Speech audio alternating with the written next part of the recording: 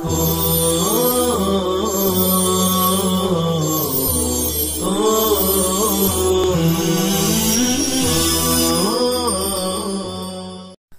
اللہ الرحمن الرحیم وصلی اللہ علی النبی الکریم وعلی آلہ وصحابتہ اجمعین، اما بعد۔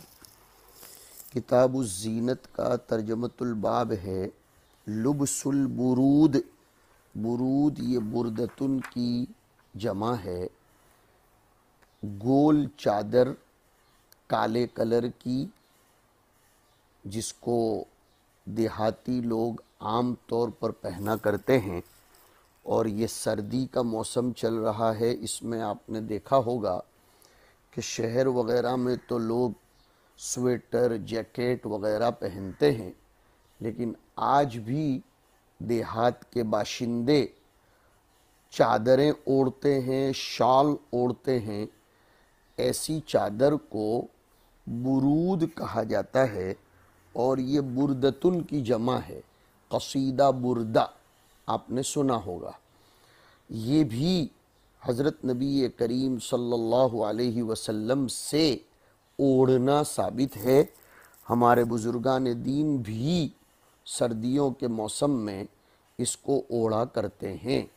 یعقوب ابن ابراہیم کے حوالے سے حضرت خباب ابن ارت رضی اللہ تعالی عنہ کی روایت ہے، قال شکونا الی رسول اللہ صلی اللہ علیہ وسلم وہو متوسد بردۃ لہ فی ظل الکعبۃ۔ ہم نے حضور اکرم صلی اللہ علیہ وسلم کو شکایت کی ہم پر ہونے والے مظالم کی، مکہ مکرمہ میں ہم پر ہونے والے ظلم و ستم کی، درا حالے کہ آپ اپنی چادر اوڑھے ہوئے لپٹے ہوئے تھے کعبۃ اللہ کے سائے میں۔ اس سے ثابت ہو گیا ترجمۃ الباب۔ فقلنا، ہم نے عرض کیا، الا تستنصر لنا، الا تدعو اللہ لنا، اللہ کے رسول ہمارے لیے اللہ سے مدد مانگ لیجئے، ہمارے لیے اللہ تعالیٰ سے دعا کر لیجئے۔ یہ الا تستنصروا میں الا عارض کے لیے ہے۔ عارض کہتے ہیں طلب الشیء بلین، نرمی سے کسی چیز کا مطالبہ کرنا، اور تحزیز الگ ہے۔ تحزیز کہتے ہیں طلب الشیء بحث۔ ایک بات یہ بھی یاد رکھو، اور الا جملہ فعلیہ کے ساتھ خاص ہے، جیسے آیا الا تحبون ان یغفر اللہ لکم، الا تقاتلون قوما نکثوا ایمانہم۔ تو صحابہ کرام نے چونکہ ظلم بہت ہو رہے تھے، اس لیے حضور سے مکہ میں شکایت کی اور عرض گزار ہوئے کہ الا تستنصر اللہ لنا، الا تدعو اللہ لنا، مطلب ہمارے لیے اللہ تعالیٰ سے مدد اور نصرت طلب کیجئے، اب ہم یہ مظالم سے تنگ آ چکے ہیں۔ اس کے بعد کا ترجمۃ الباب ہے، جو ترجمۃ الباب نہیں روایت ہے قتیبہ کے حوالے سے، کہ جاءت امرأۃ ببردۃ، ثابت ہو گیا ترجمۃ الباب اس سے کہ ایک عورت چادر لی ہوئی آئی۔ قال سہل هل تدرون ما البردۃ قالوا نعم هذه الشملۃ۔ دیکھو یہ بردہ کی تفسیر کی، شملہ، اس کو شملہ اس لیے کہتے ہیں کہ وہ بدن کو اپنے اندر شامل کر لیتی ہے، گھیر لیتی ہے۔ منسوج فی حاشیتہا، اس کے کناروں پر بنائی کا اور کڑھائی کا کام کیا ہوا ہوتا ہے۔ فقالت یا رسول اللہ، اس نے حضور اکرم صلی اللہ علیہ وسلم کی خدمت میں آ کر عرض کیا کہ اللہ کے رسول، انی نسجت ہذہ بیدی، میں نے یہ چادر اپنے ہاتھ سے بنی ہے، میں نے یہ چادر اپنے ہاتھ سے اس کی کڑھائی کی ہے۔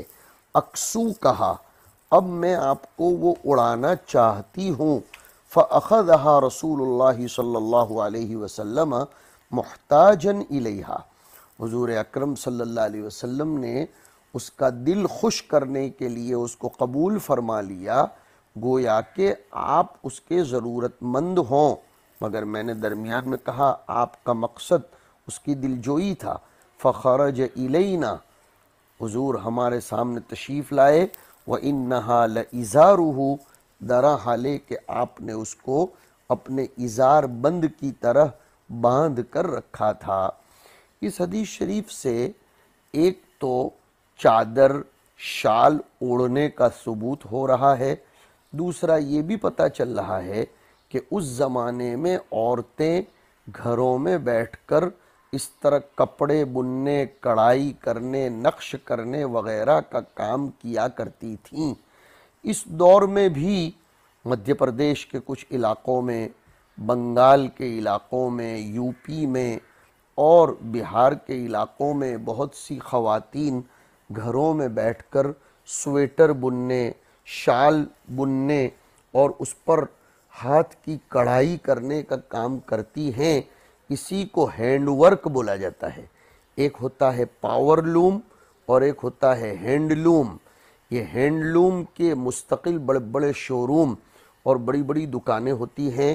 یہ ہینڈ لوم وہی ہے جو اس حدیث شریف میں ثابت ہو رہا ہے کہ اس زمانے میں صحابیہ رضی اللہ تعالی عنہ نے حضور کے لیے اپنے گھر پر چادر بن کر اس پر کڑھائی کر کے اس کے کناروں پر ڈیزائن بنا کر حضور اکرم صلی اللہ علیہ وسلم کی خدمت میں پیش کی تھی، اور حضور نے اس کو قبول بھی فرما لی۔ اس سے حضور اکرم صلی اللہ علیہ وسلم کی تواضع اور آپ کی نمرتا ثابت ہو رہی ہے، اور آپ سے اس قسم کی شال کا اوڑھنا اور پہننا ثابت ہو رہا ہے، ہدیہ قبول کرنا بھی ثابت ہو رہا ہے۔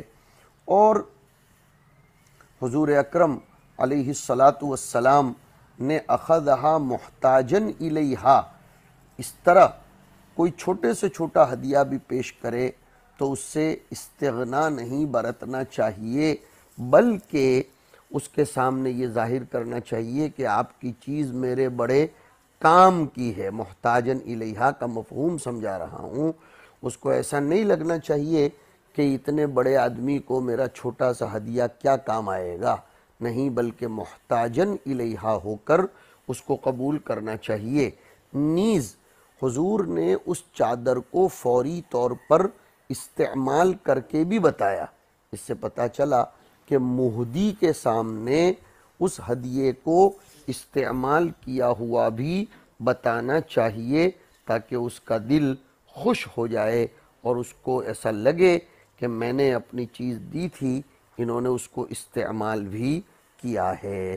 اس کے بعد کا ترجمۃ الباب ہے الامر بلبس البیض من الثیاب، سفید کپڑوں کے پہننے کے تاکیدی حکم کے بیان میں روایت آ رہی ہے۔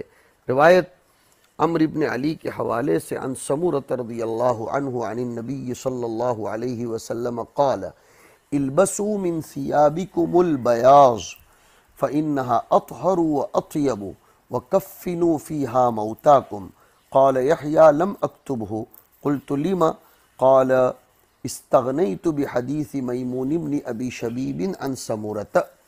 حضور اکرم علیہ السلام فرماتے ہیں سفید کپڑے پہننے کا اہتمام کرو، وہ زیادہ پاکیزہ، زیادہ اچھے ہوتے ہیں، اور سفید کپڑوں میں اپنے مردوں کو کفن دیا کرو۔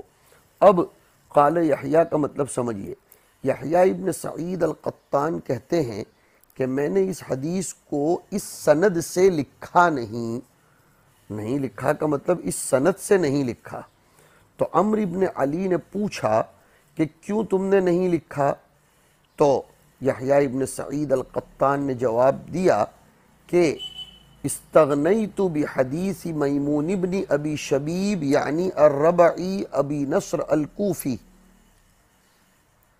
عن سمورۃ رضی اللہ عنہ عن سمورۃ بن جندب، یعنی میں استغنا کرتا ہوں اس حدیث کو لکھنے میں بطریق سعید ابن ابی عروبہ عن ایوب۔ کیوں استغنا کرتا ہوں؟ اس لیے کہ میرے پاس حدیث میمون ابن ابی شبیب ہے، اور حدیث میمون کو یہاں ہمارے مصنف نے ذکر نہیں کیا ہے، البتہ اپنی کتاب کبرا میں، ہمارے سامنے سنن صغرا ہے المسمى بالمجتبہ، لیکن سنن کبرا میں انہوں نے اس حدیث کو لکھا ہے، لائے ہیں۔ کون سی حدیث کو؟ حدیث میمون ابن ابی شبیب عن سمورہ کو۔ وہ روایت میں آپ کو سنا دیتا ہوں جو کبرا کی روایت ہے کہ اخبرنا ابو الاشعث احمد بن مقدام العجلی عن یزید بن زریع قال حدثنا سفیان الثوری عن حبیب بن ابی ثابت عن میمون بن ابی شبیب عن سمورة بن جندب ان رسول اللہ صلی اللہ علیہ وسلم قال البسوا الثياب البياض وكفنوا فيها موتاكم فإنها اطيب واطهر۔ اور اسی طریقے سے دوسرے روایت بھی اسی طریق کے لائے ہیں۔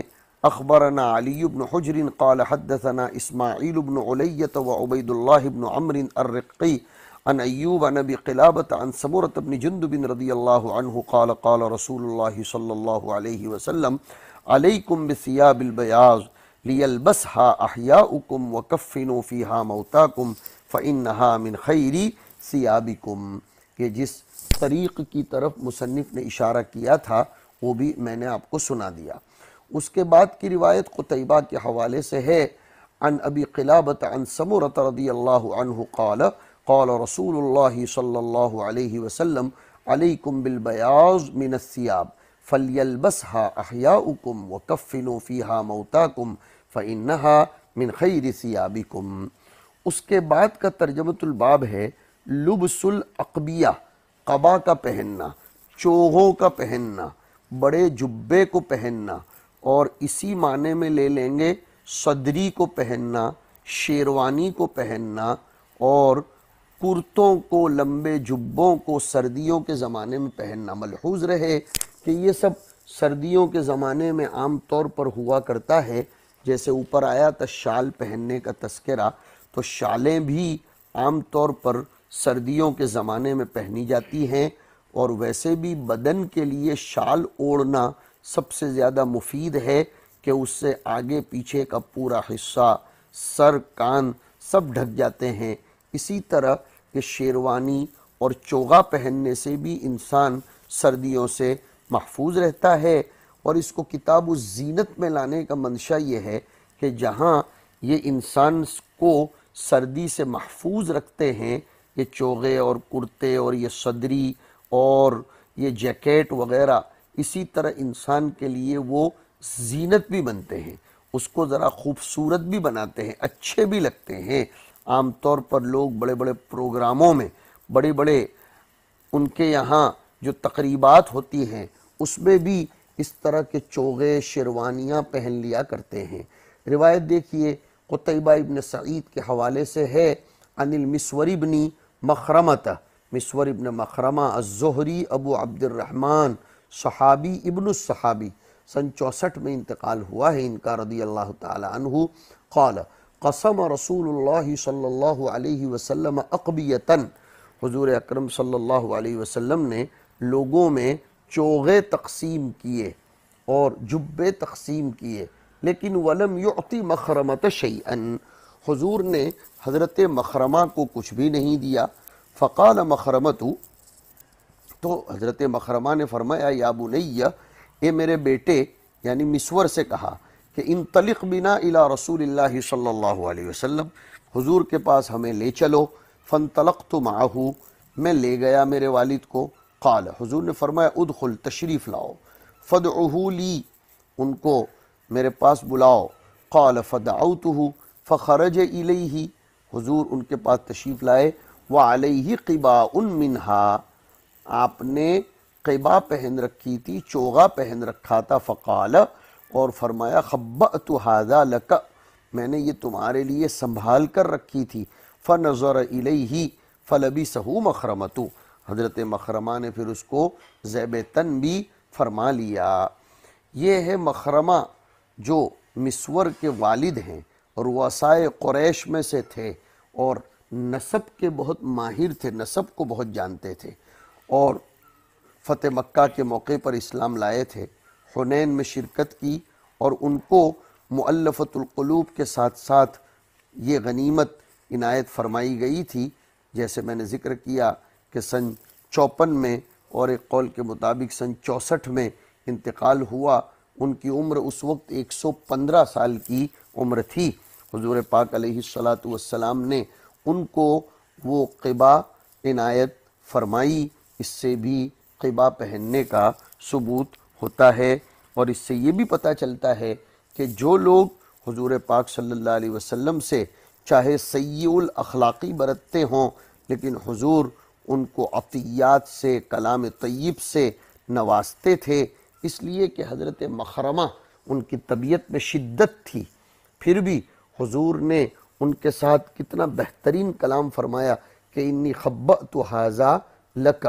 اور امام بخاری رحمۃ اللہ علیہ نے اس حدیث پاک کے ذریعے جواز شہادت الاعمى پر استدلال کیا ہے، اس لیے کہ حضور اکرم صلی اللہ علیہ وسلم نے مخرمہ کی آواز کو پہچان لیا تھا، اور مخرمہ کی آواز کو پہچان کر پھر حضور نے ان کے بارے میں فرمایا تھا کہ ان کو لے آؤ، یا پھر خود حضور ان کے سامنے تشریف لائے۔ تو جب وہ سامنے نہیں تھے، ان کی آواز کو سن کر حضور نے فیصلہ فرمایا۔ اس سے پتہ چلا کہ اعمیٰ امام بخاری ہیں، ان کے طرز و انداز تک پہنچنا ہر کس و ناکس کی بات نہیں ہے۔ انہوں نے زبردست قیاس کیا کہ مخرمہ کی آواز کو دیوار کے پیچھے سے سن کر، ان کو پہچان کر، ان کی معرفت کر کے اس پر حکم لگانے سے پتہ چلتا ہے کہ اعمیٰ کی شہادت کا اعتبار کیا جائے گا۔ اس کے بعد کا ترجمۃ الباب ہے لبس السراویل، شلوار پہننے کا ثبوت، پائجامے پہننے کا ثبوت۔ اس کو اس روایت میں ثابت کر رہے ہیں، محمد ابن بشار کی روایت ہے، عن ابن عباس رضی اللہ عنہما انہ سمع النبی صلی اللہ علیہ وسلم یقول بعرفات فقال من لم یجد ازارا فلیلبس السراویل ومن لم یجد نعلین فلیلبس خفین۔ جس کو ازار نہ ملے تو وہ شلوار پہن لے، جس کو جوتے نہ ملے تو وہ موزے پہن لے۔ اور ابو داؤد شریف کی روایت میں تو یہ بھی آیا ہے کہ ایک مرتبہ بازار میں شلوار بک رہی تھی، حضور صلی اللہ علیہ وسلم نے اس کو خریدا۔ اس خریدنے سے خود پتہ چلتا ہے کہ حضور نے پہننے کے لیے ہی تو خریدا ہوگا۔ تو حضور سے صرف ازار بند پہننا یا لنگی پہننا ہی ثابت نہیں ہے، بلکہ حضور سے شلوار اور پائجامہ پہننا بھی جمہور علماء کرام نے ثابت فرمایا ہے۔ بلکہ ایک روایت میں تو حضور نے فرمایا کہ شلوار اور پائجامہ استر ہے، یعنی وہ سطر کو زیادہ چھپانے والا ہے، سطر کی حفاظت کرنے والا ہے۔ تو ممنوع نہیں ہے کہ لنگی نہ پہنو، اور یہ بھی ممنوع نہیں ہے کہ پائجامہ نہ پہنو۔ جہاں جیسی سہولت، اصل مقصد ہے سطر چھپانے کا، اصل مقصد ہے انسان بے ڈھنگا سا معلوم نہ ہو، اور یہ مقصد جس سے بھی حاصل ہو جائے بس اس کے اوپر انسان کو عمل کر کے اس کو اختیار کرنا چاہیے۔ بہرحال اس روایت سے ثابت ہو رہا ہے کہ اللہ کے رسول علیہ السلام شلوار پہننے کی بھی اجازت عنایت فرما رہے ہیں کہ من لم یجد ازارا فلیلبس السراویل۔ شریعت میں کسی قسم کی سختی نہیں ہے، تحدید نہیں ہے کہ کسی چیز میں لباس کو مخصوص اور محدود کر لیا جائے۔ لباس میں دو شرطیں مشروط رہیں گی، ایک تو سطر چھپانے والا ہو، دوسرا انسان کے لیے بے ڈھنگا بھی نہ ہو۔ اسی کو قرآن کریم فرماتا ہے یواری سوآتکم وریشہ۔ تو پہلی شرط ہے یواری سوآتکم، یا بنی آدم قد انزلنا علیکم لباسا یواری سوآتکم، وہ تمہارے سطر کو چھپانے والا ہو۔ وریشن، ریش اصل میں کہتے ہیں پرندے کے پر کو اور بازو کو، اس سے پرندے کی خوبصورتی نمایاں ہوتی ہے۔ تو انسان کپڑے اچھے سلائے اور سلائی بھی اس کی اچھی ہو، اچھے ٹیلر کے پاس سلائے، بے ڈھنگے کپڑے نہ پہنے۔ صرف سطر چھپانے پر اکتفا نہیں فرمایا بلکہ یواری سوآتکم کے ساتھ ساتھ وریشن فرما دیا ہے۔ اس سے اشارہ ہو گیا کہ ستر عورت کے ساتھ ساتھ ہیئت بھی اچھی ہونی چاہیے۔ ہاں البتہ شرط لگا دی کہ شلوار اور پائجامہ یا لنگی یا عربی جبہ اور کرتا اور چوغا یہ ٹخنوں سے نیچے نہیں ہونا چاہیے، جیسے کہ آگے مستقلاً ترجمۃ الباب میں اس سلسلے میں بہت سی وعیدیں شدت کے ساتھ وارد ہو رہی ہیں۔ وصلی اللہ علی النبی الکریم۔